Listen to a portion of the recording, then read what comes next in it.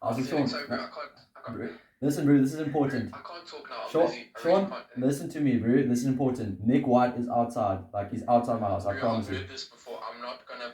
Yeah, it's not Mate, like this last. is bullshit. You've done this how many times, Henning? I'm not. Sean, I'm busy. It's I'm not busy. like last time, Sean. I oath Nick White is outside the house right now, You bro. oath? We need to go get him. I oath, bro. I oath. We need to get him.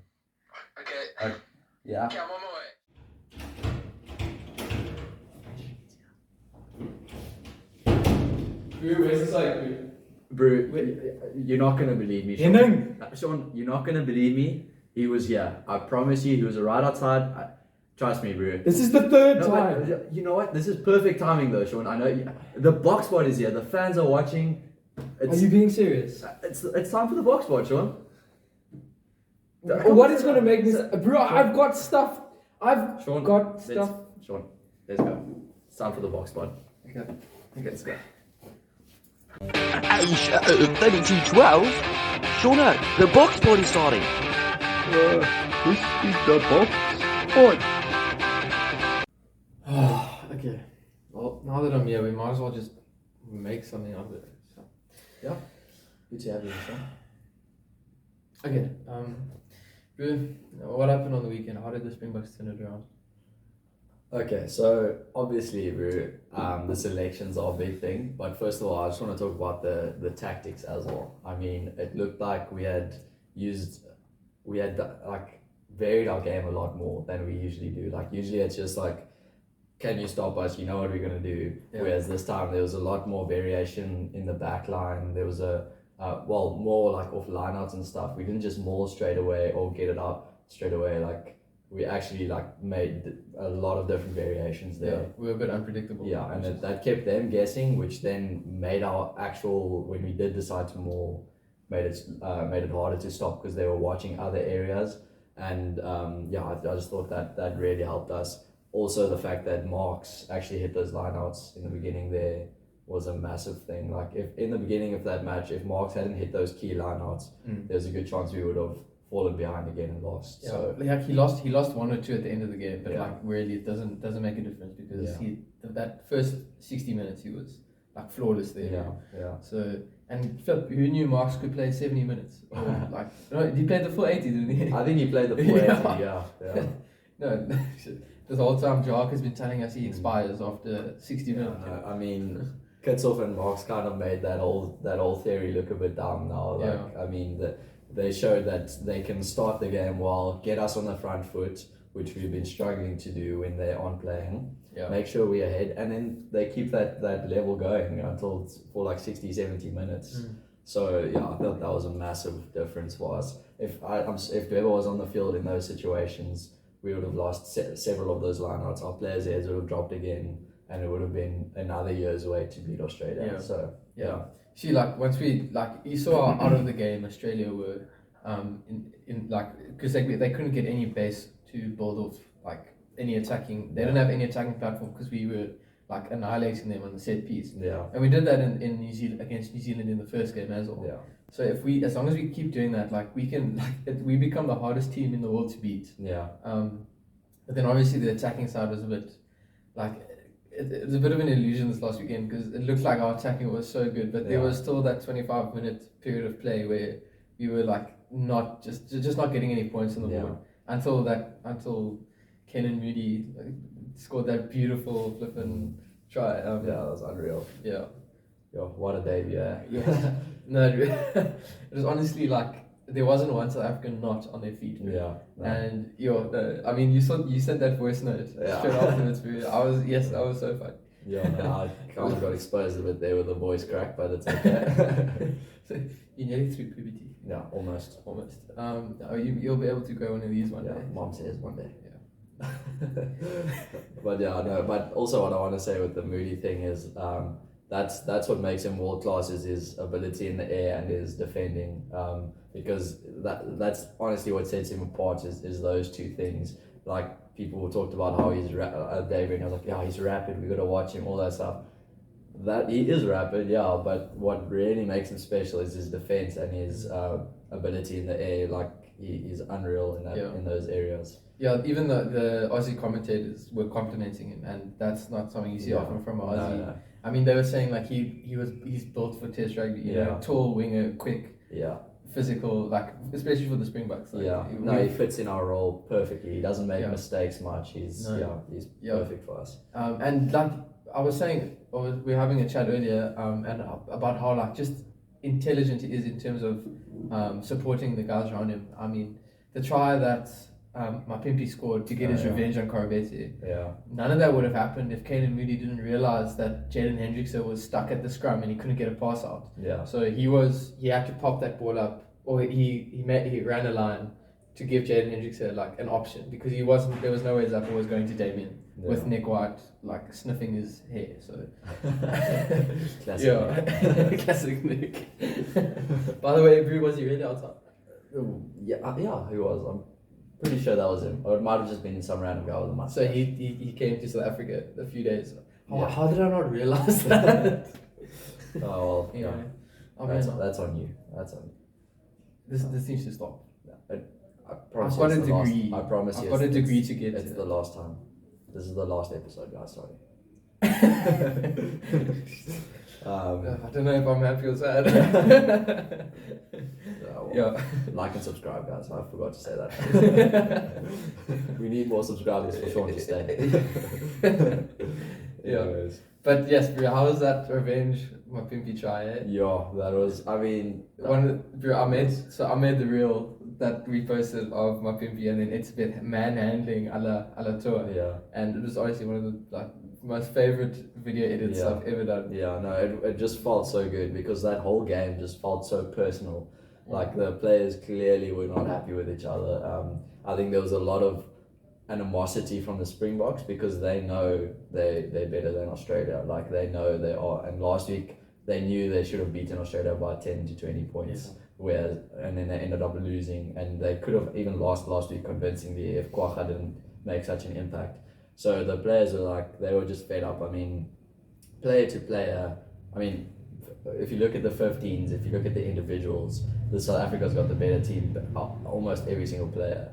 There's just Korobeti, that's unbelievable. If Karevi was there, he'd be an option. If Quaid was there, he'd be an option, but they aren't there. So if you look at the locks, South Africa easy, the props, South Africa easy. Tupo's got a bit of a say, but the man can't actually scrum straight. So it's that feeling of like, you should be beating a side and you end up losing. So and then you could see that in Evan Etzebeth's face. The guy doesn't like to lose, and the Aussies just wouldn't keep quiet. So once that try was scored, and Mapimpi, whether right or wrong, to rub it in the guy's face. It was definitely right, dude. Also, the ref didn't handle it well. I mean, remember earlier in the game, the ref was like, listen, one more guy pushes a guy afterwards, or then they're getting a penalty. Then later in the game, as Sia was trying to get up after a penalty, Nick White pushed him down. And Sia was like, listen, you're the one that said you're going to give us a penalty if someone does that again, or they'll send the guy off. And the ref didn't do anything. So it's his own fault that Mapimpi did that. Also, either way, it felt very good to see that. And I'm gonna go against the normal Springboks way right now and actually compliment the referee though, because I think he handled the game, except for that moment. Yeah, that's the only thing. You could make an argument for him and say, look, Mapimpi started the whole thing. If he didn't step over Korobeta and make him his bitch, none of that would have happened. So you could blame Mapimpi, but the game in general was handled very well, and there was no bias. There was the calls. It was textbook refereeing, and like Ben O'Keefe is the best referee in the world, guys. Like he officiated the second British and Irish Lions tour test after Nick Berry's disaster class. So he pulled it back, and I mean you saw this weekend again, like in that Argentina New Zealand game. Nick Berry, like I was so convinced in the first half that New Zealand had paid him off. I was so convinced. And then the second half came, and then I realized, no, he's actually just so shit.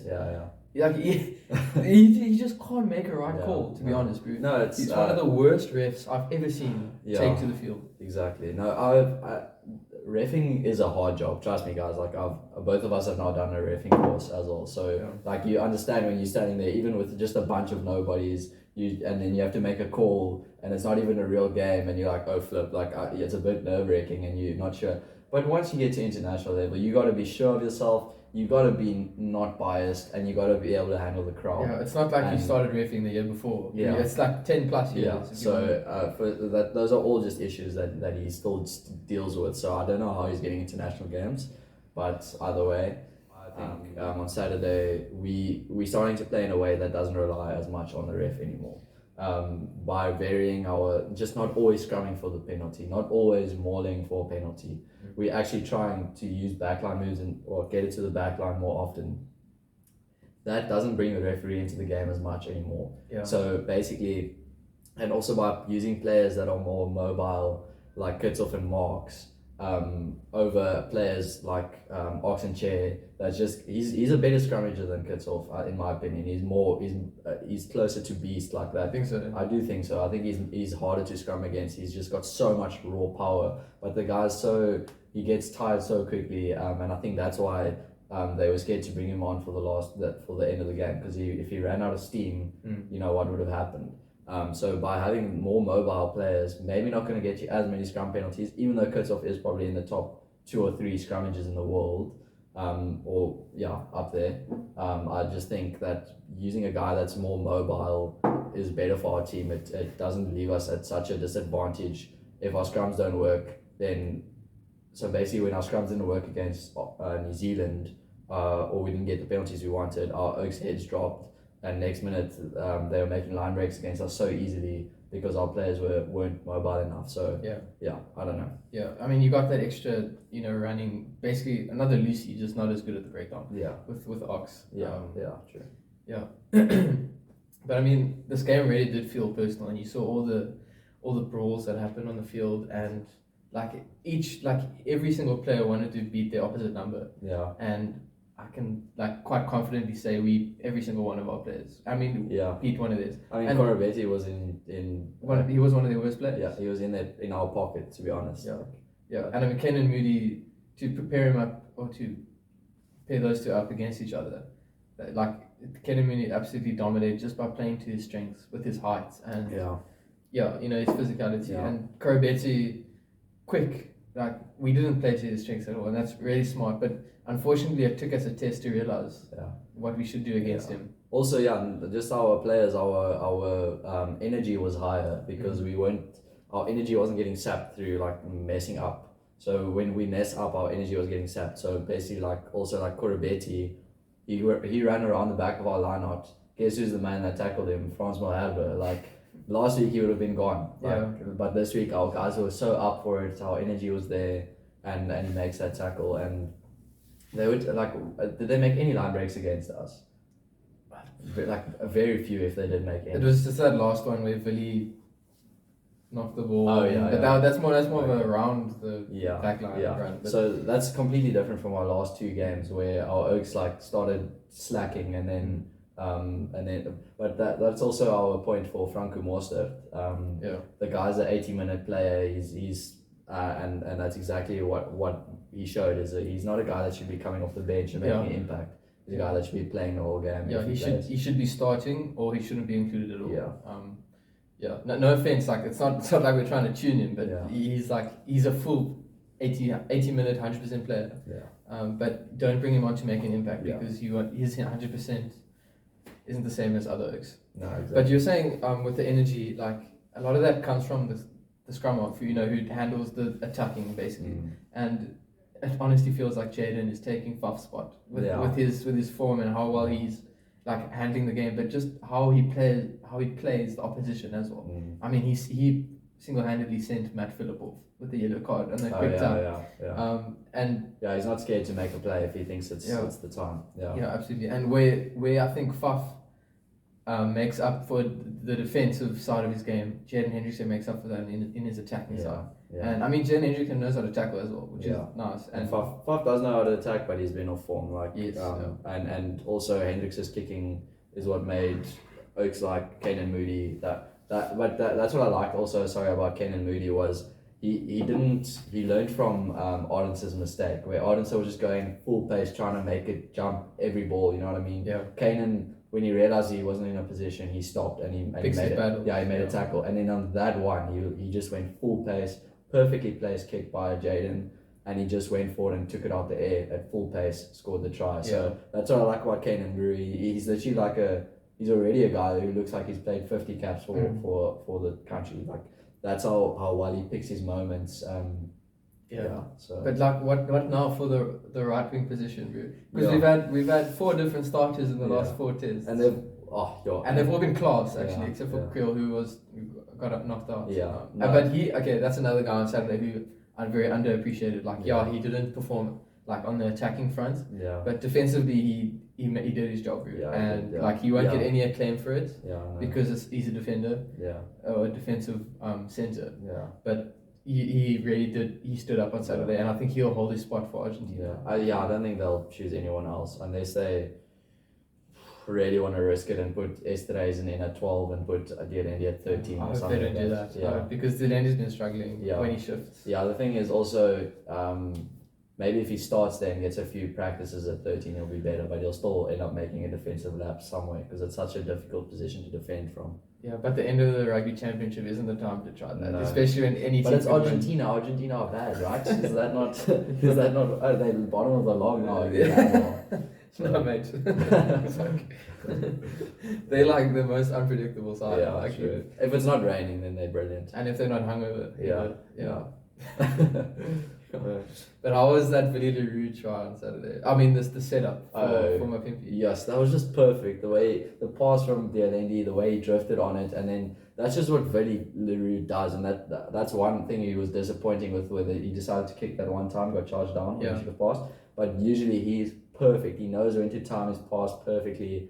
Yeah, he's just looking in brilliant form. Yeah, there's always that love-hate relationship with him, but when the team's performing and he's performing, it's so beautiful to watch. Like, there's no other fullback, I'm convinced, there's no other fullback in the world that has the intelligence to see like Nick White coming at him and then knowing that he's not watching you. So he runs around the outside. To have Villy on the field is very useful. And like, it's sad because Willemse is probably been the most informed fullback. Yeah. And when Pollard is informed, Willemse isn't going to start. Yeah, it's hard. It's hard, but I don't want Jacques' job when it comes to selection. Of those things. Also, Frans Steyn hasn't been bad off the bench either, and you saw his kick as well when he came on. That's the issue with Willemse. He's not a kicker. Like, I know he slotted some really good kicks against Wales, but his kicking percentages have been so low for the Stormers when he's had this chance. And again on Saturday, his kicking was nowhere. Whereas Frans Steyn, I swear that guy might be the best kicker of a ball that's ever existed. Yeah. Like, yes. But what I'm saying is you can't actually have Willemse and Villy, because then you don't have a proper goal kicker on the field. Yeah. So that's the only reason I would still pick Pollard at 10, but then I would put Willemse at 15 and Villy on the bench, because Villy's been so good off the bench. Like, and it seems like when all that, he doesn't have all the responsibility on him, because that started to get to him a bit. Like, there wasn't another 15. Like, if people don't remember, there wasn't really another 15. So all the pressure was on him at that stage. Fassi was still really young, and Gelant was also injured or something. So yeah, no, I think he's a good player off the bench, and then you start Pollard still, and you put Willemse at 15. Yeah.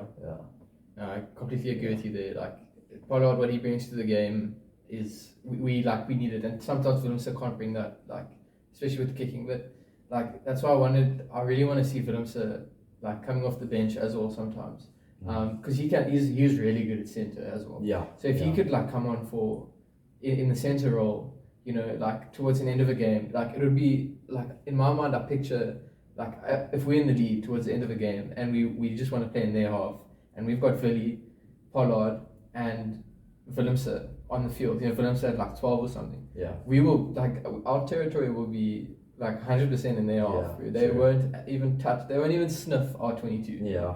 So like, we just got to learn how to use him for the best. You know, like for the best for the Springboks. Yeah. I mean, they just got to keep going with their their mantra, whatever you call it, where like it's for the team. I mean, Marx is on the bench for how long, and he's been the best hooker in the world, and he's lost so much. Like, I don't know, people don't even talk about him that much overseas anymore, and yet he's the best hooker in the world. So like they just got to keep going with that. If they think Williams is the best is going to have his best role off the bench, then they got to put him there. It's not about the player, it's about the team. So I don't know what will happen, to be honest. Yeah. Another guy who doesn't get rated enough or isn't appreciated as much is Jasper Wiese, whose performances have been really it's been awesome to watch because he does so much of the hard like gritty work. But he doesn't get the acclaim for it because he gets compared to Adi Savia, who looks good all the time, you know, throwing his massive dummies. Adi, I mean, if Jasper just grew out his hair or mullets, so basically if he had that, he would look so much better. I mean, if you see Van der Kolk, I mean, also long hair recently and did a bit of rugby practice, and I also looked like all my hits looked way bigger and all that, you know what I mean? Looked like he had whiplash. Yeah, so I swear if Jasper just did that, he'd also get a bit more of an acclaim. But I think it's just because he's not getting as much attention because there are still people that want Ewan Roos in the team, and there are still people for some reason that still think that Dwayne should be starting, where I don't think that's the case. I think the closest behind Jasper is Ulrich, because of his size and his impact that he had when he actually played for the Boks. But anyways. Yeah, no guys, Wiese is like, when Wiese goes on a run, he always breaks a tackle. Like, I don't think I think they caught him once for first tackle, and I think there's probably McWright or something, but I mean, like he brushes players off like they absolutely nothing. Yeah, no, literally he made McWright look so bad. Like McWright was like holding on for dear life, and he's like Wiese is just looking for the guys outside him.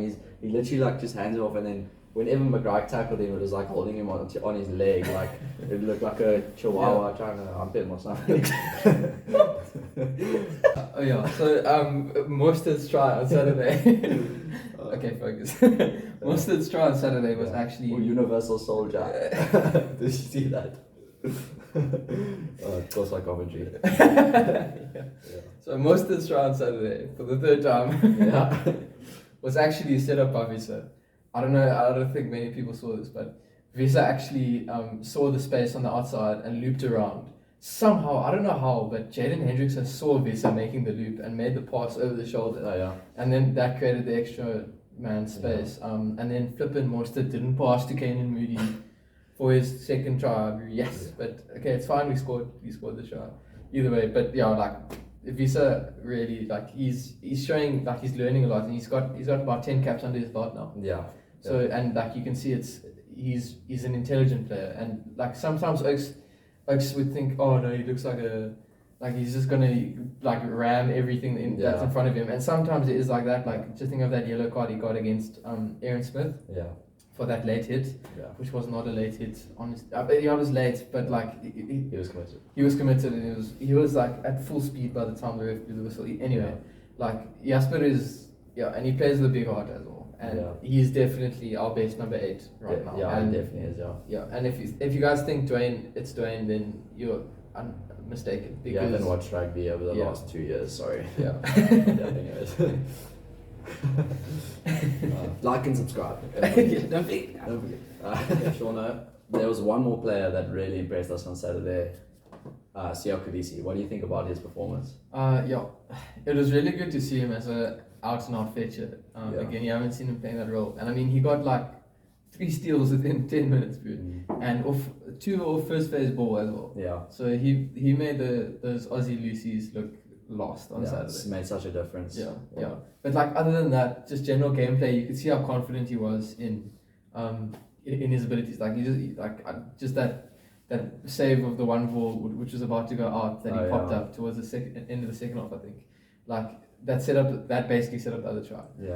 So like his awareness is always there. It's just when he plays with confidence, that's when the best Siya comes out. And we haven't been seeing that a lot. Often he's like puts in lackluster performances. But like I said, he never plays badly. He doesn't have a shocker of a game.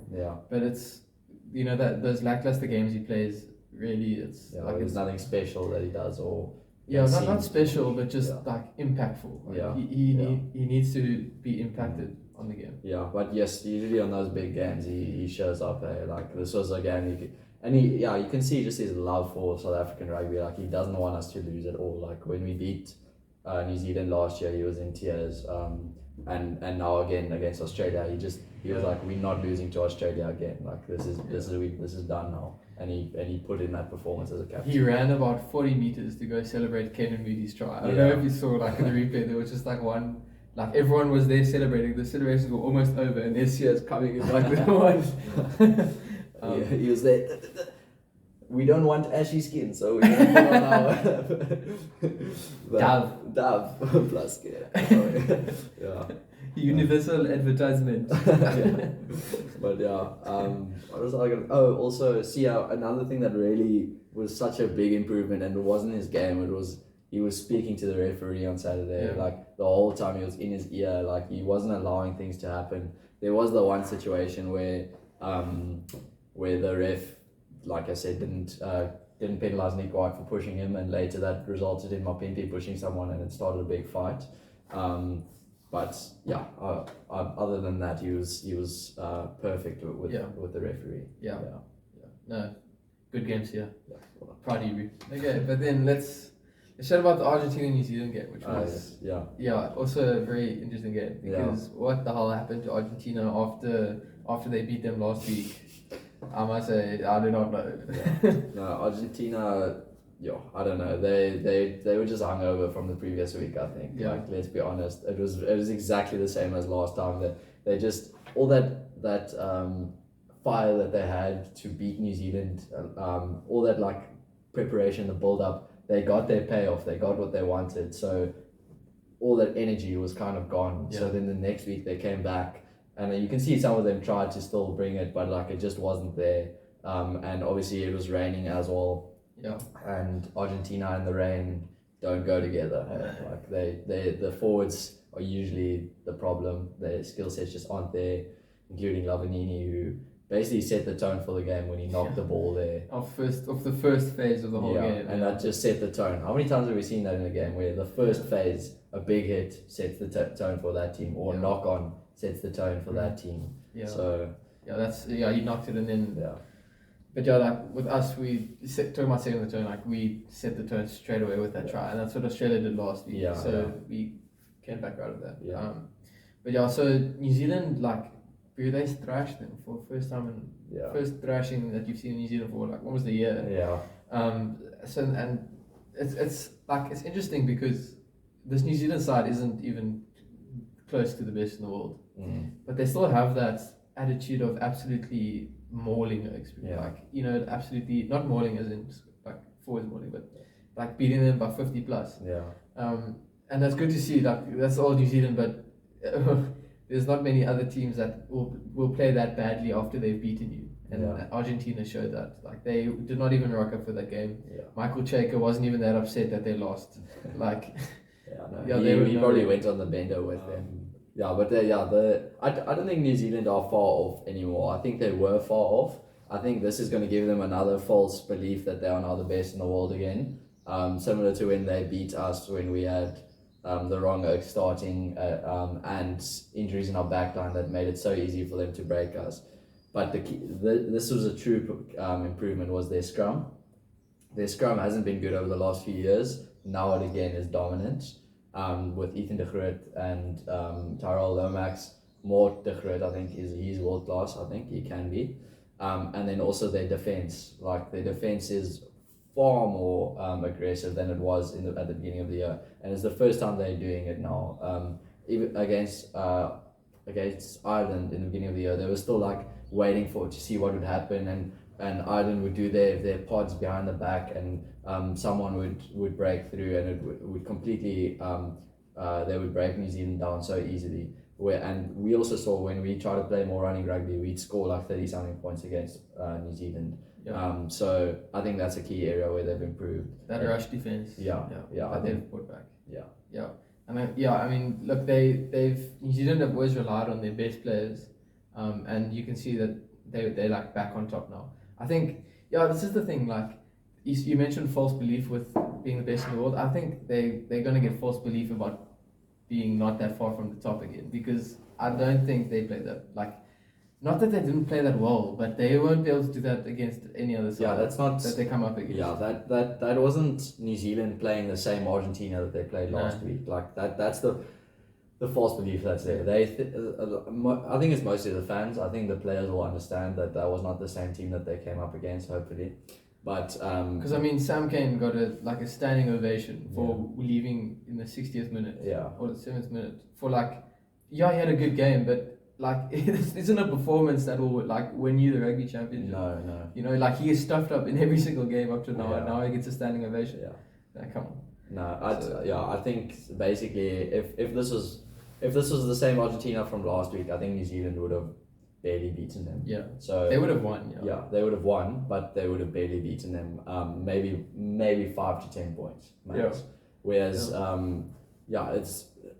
it's not a New Zealand side that's going to come over to South Africa and give us 50 points. It's not a New Zealand side that's going to go over to England and give them 50 points.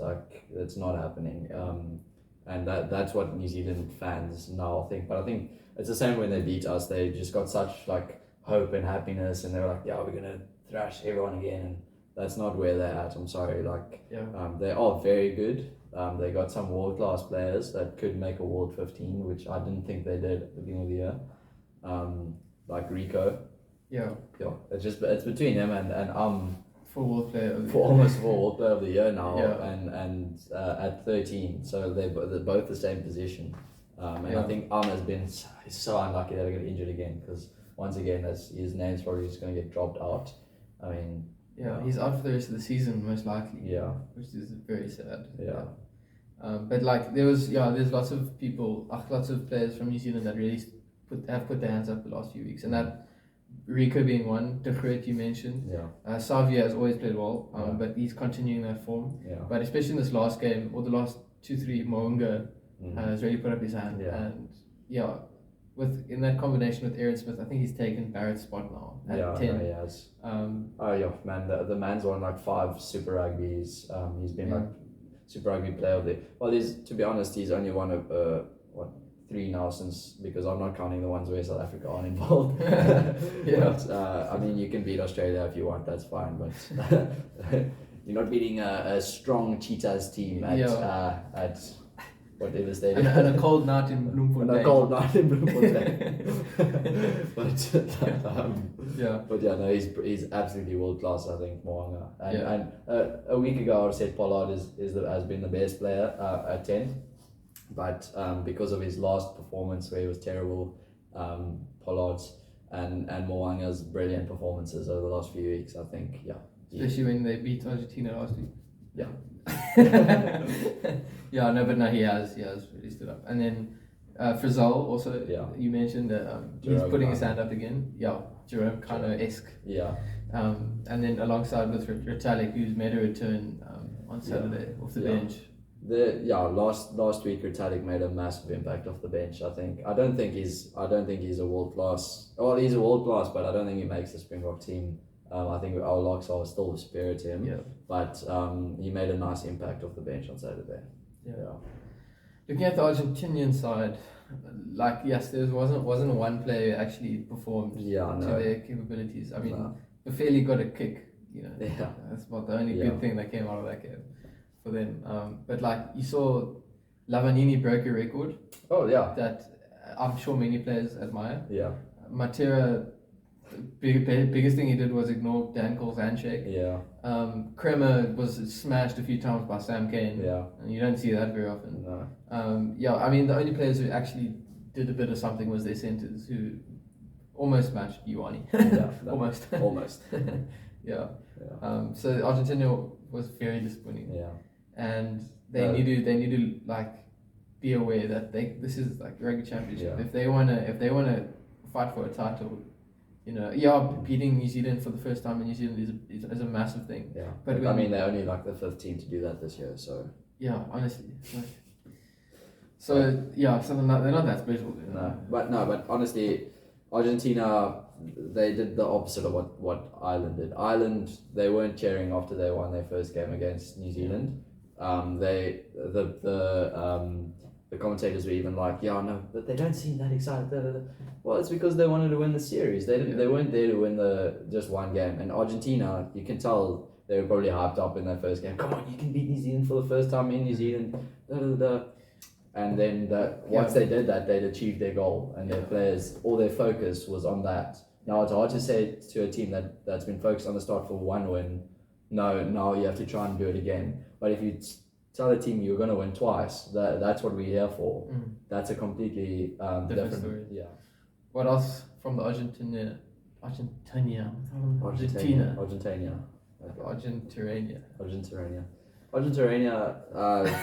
I think their number one is an absolute tank. Yeah, absolutely. His carry was Tupo-esque, as you said.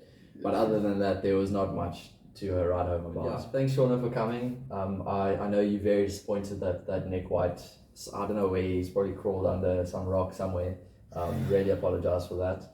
But I just want to say thank you for coming, and I want to say thank you to the fans, the subscribers. We really appreciate all the hates, mostly hate, which is a good thing. But also, the every now and then that nice comment like, oh, this isn't actually too trash. Like, It's only mediocre, guys. Yeah. So we really appreciate it, and we hope to keep making more content for you guys, just to keep you entertained. And we are very, very much a new and growing channel.